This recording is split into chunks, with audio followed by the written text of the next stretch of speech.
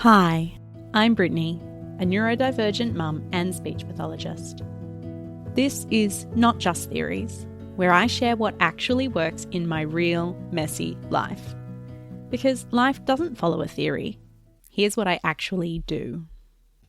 Hello, and welcome back to Not Just Theories. Today's episode is continuing the sleep series, and I'm going to be talking about something that is not often talked about in sleep advice, which is temperament. Because some babies are naturally easy sleepers and others are not. And often the difference has very little to do with what the parents are doing. It instead is all to do with who the baby is. So today we'll talk a little bit about the idea of orchid children and dandelion children, and why understanding temperament can completely change how we interpret baby sleep. So the orchid dandelion idea comes from developmental research and has been popularized by researchers like Thomas Boyce. So the metaphor is pretty simple. Dandelion children are like dandelions. They grow almost anywhere, they're relatively resilient to their environment, they tend to adapt easily to routines and changes, and they often sleep relatively well. And then at the other end of the spectrum are the orchid children.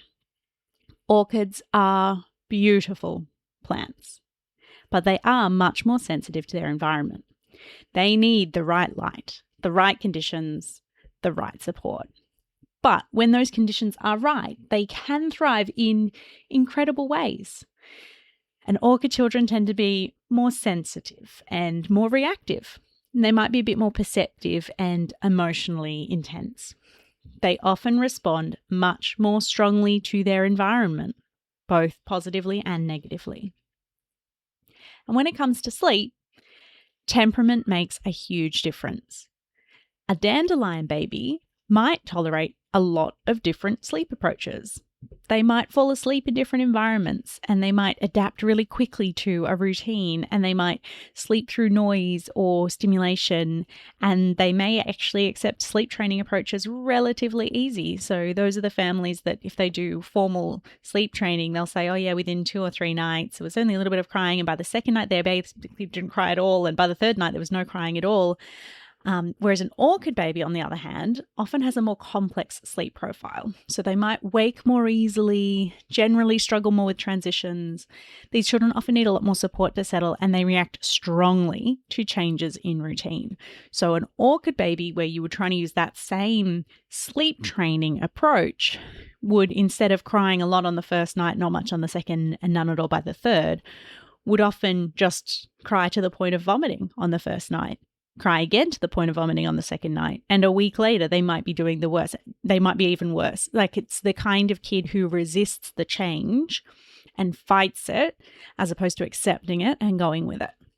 And that's for families who decide to sleep train, which is just not something that I'm really talking a lot about in this, because it's not something that really fits with my values. But even if you did want to sleep train, you might have a child who was an orchid baby, and that child is not going to be easy to sleep train. You will have a different experience to someone with a dandelion baby.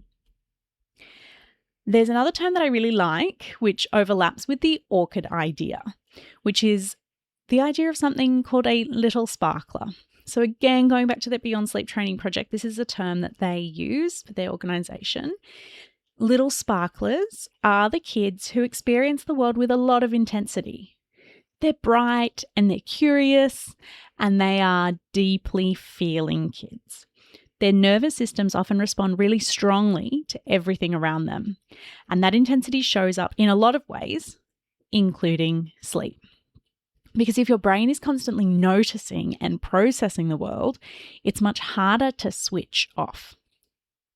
One thing that happens a lot in parenting spaces is that sleep advice tends to come from families whose babies were already relatively easy sleepers. Parents often say things like, we followed a consistent routine and our baby started sleeping through, or we worked really hard on sleep habits and it paid off. And to be clear, those parents aren't necessarily wrong. They really did do those things. They did the consistent routine and they did the sleep habits, But what often goes unrecognized is that their baby's temperament is what made those strategies work. And sharing the strategies as if that was the solution when it was actually a combination of the strategies in their child's temperament is missing this hugely important part of the picture. If a baby already has a flexible, adaptable nervous system, a simple routine might genuinely solve most sleep issues. But when parents of orchid babies try the exact same strategies, they often don't see the same results. And that leads to a lot of unnecessary self-blame because you can only control your actions. And if you're doing the same action as someone else and it's not working, it can feel like you're the problem. So yeah, you often hear those stories that go something like, we started a bedtime routine and after 3 days, our baby was sleeping through the night. And if you're in the middle of months or years of difficult sleep, it feels incredibly discouraging. But understanding your child's temperament gives you another way to understand those stories. Often what that parent experienced was a child who was already biologically ready to sleep well. The routine didn't create the good sleeper. It just supported a child who already had that capacity, and then maybe they were trying to aim for a little bit too much sleep, or they weren't being quite as consistent about making sure sleep pressure built during the day. Meanwhile, parents of more sensitive babies have often tried routines and wake windows and gentle sleep strategies and schedule adjustments and environmental tweaks, and they will still be dealing with frequent wakes. And it does not mean they haven't worked hard. In many cases, they've actually worked much harder than that parent of a dandelion child for far fewer results.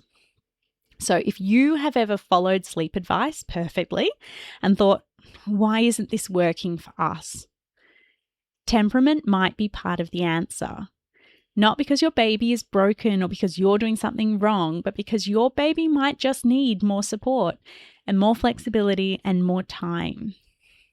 So I think something that's really important in this conversation is that just like temperament is not the parent's fault, it is not the child's fault. Children do not choose their nervous systems. They don't choose how strongly they react to the world around them. So if you have a child who feels things really intensely, sometimes from the outside it might look like they're being difficult or dramatic or defiant, but what's actually happening is that their nervous system is just more sensitive and more reactive. And that overall temperament isn't just something that affects sleep, it actually shows up across a lot of other areas of parenting. And this is something I can see really clearly between my own 2 children. My second child is overall much more of a dandelion type temperament. He is adaptable and easygoing, and he tends to recover from things reasonably quickly. My eldest, on the other hand, has always been much more what I lovingly call extra spicy. She is my little sparkler. She's strong-willed, she's deeply sensitive, and she feels things very intensely. And that difference showed up very early. From the first day of their lives, my 2 children had different temperaments, and that affected their sleep from the very start. My eldest screamed all day. My youngest had cried probably as much as my eldest did in her first 24 hours of life in his first 6 months of life, genuinely such a significant difference in the amount of crying. My eldest started having what I thought were tantrums at around 9 months old. And looking back now, I suspect some of them were probably closer to meltdowns because it wasn't a quick cry that passed in a few minutes. It wasn't manipulative. It could be hours, 3 hours, 5 hours, or even longer. By comparison, my second child is now about 18 months old, and he's only just starting to have moments where he sometimes gets a bit upset about things. And even then, his upset usually lasts something like 20 seconds because he'll start crying, and then if he's picked up or distracted, he's completely fine again. So I know, of course, he might develop bigger toddler emotions as he gets older. That's completely normal. He's only 18 months old. But the difference between my 2 children at the same ages has been really striking. At 18 months, my eldest had already been having enormous emotional storms for 9 months. She would bang her head on the tiles for hours at a time. She would scream the second she saw anyone. It was enormous. But my second child has started experimenting with maybe being a little bit upset about things. 2 completely different children. And I think it's important to say it out loud that some children are easier to parent in some ways. Not because the parents are doing anything better. I'm not doing anything differently with my second child that's meant that he's more easygoing. And it's not because he's a better child. It's just because he has a different temperament. He's just easier in some ways. He adapts quickly, he's more flexible, he recovers faster. And acknowledging that doesn't mean that I love my daughter any less. It just means recognizing that she experiences the world differently. She's more intense and more sensitive and more strong-willed, which comes along with being a bit more inflexible, but also more aware. And those same qualities that can make parenting harder in these early years are things that can grow into incredible strengths later on.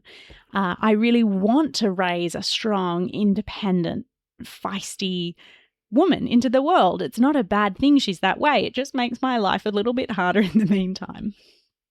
Interestingly, it's good to consider too how temperament can affect how children respond to things in other parenting areas, like boundaries, or transitions, or changes in routine, or sensory environments, or emotional experiences. Because a dandelion type child might be more likely to accept a boundary and then move on relatively quickly, whereas an orchid type child might experience that same boundary as something that is overwhelming to their nervous system, and they might have a really big reaction to it. And again, it does not mean the parent is doing something wrong. It also doesn't mean the child is misbehaving on purpose. It just means their brain is processing that same experience more intensely. So when we start looking at behavior through this temperament lens, it can bring a lot more compassion into the picture.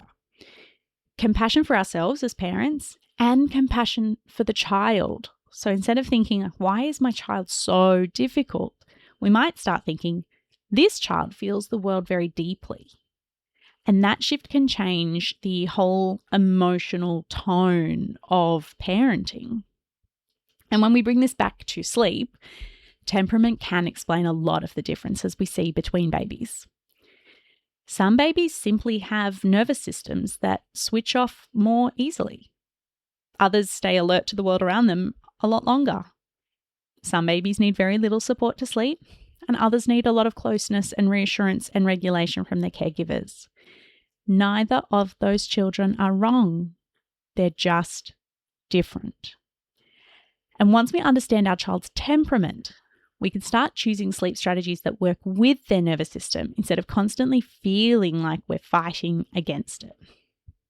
So if your baby has been a difficult sleeper, I hope that this episode might help reframe that experience. So instead of asking, what am I doing wrong that sleep is so hard, it can sometimes help to ask, what kind of child do I have? Because once you understand your child's temperament, you can approach sleep and parenting more broadly with a lot more compassion for your child and for yourself.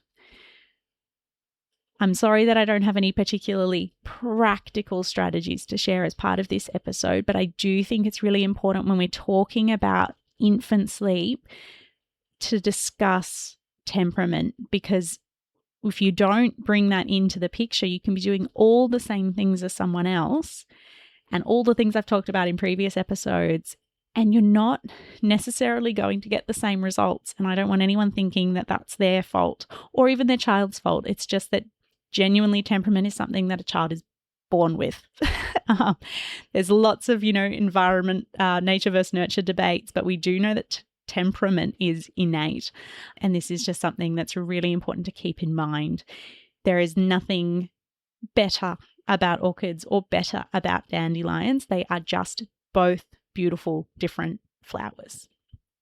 I'll be coming back to the topic of infant sleep again next week, just for one final wrap up episode. But I really would love to hear from you. If there's anything you wanted more details about, I can do a future episode. So I'll probably be moving on from sleep after next week back into more of the speech pathology realm. But this is probably a topic I'll come back to again because it is just such a huge part of parenting. Anyway, I look forward to talking to you all next week. Stay well. Thanks so much for listening to Not Just Theories. I really appreciate you being here. If this episode resonated with you, the best way to support the show is to follow, leave us a rating or review, or just share this episode with someone else who you think might find it comforting or useful. I hope to see you back here soon.